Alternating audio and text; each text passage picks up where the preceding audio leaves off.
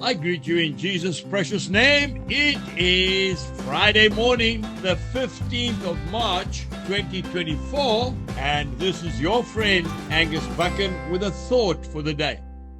We go straight to the first book of John, at the back of the Bible, chapter 4, and I'm reading one verse, verse 20.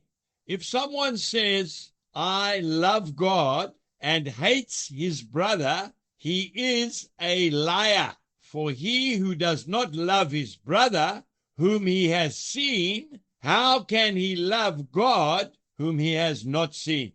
Very, very powerful and challenging words. A new commandment I give unto you, that you love one another as I have loved you. That is what Jesus said.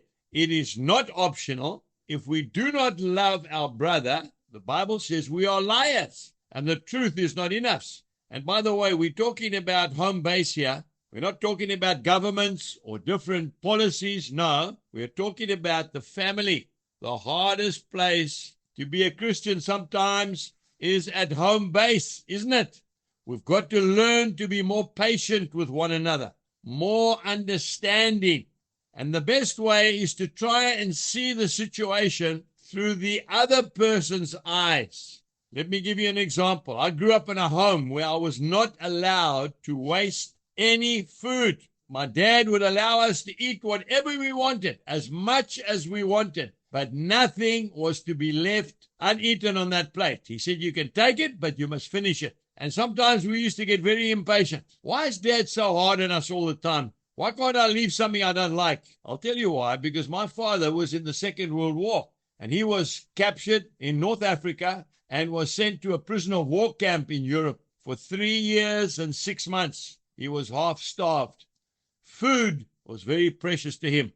Now, when you look at it through his eyes, you can understand why he would say that.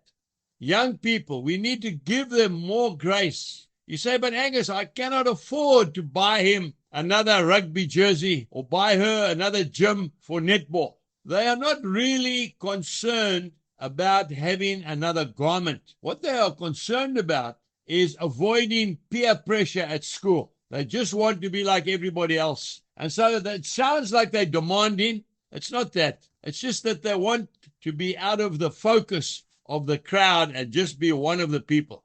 You know, I know an old woman that comes to work. She gets up at 2:30 in the morning. She's got to walk about 1 kilometer to catch a taxi. Then she has to sit in the taxi for 1 hour, and she gets to town. Then she has to wait for her lift to come out to the farm. Sometimes it might look that she's a bit slow with her work, but you know, that woman is tired. She is sometimes exhausted. Give her some grace. That is how we love one another. Put yourself in the other person's shoes. Today, let's love one another unconditionally. Why? Because Jesus said so.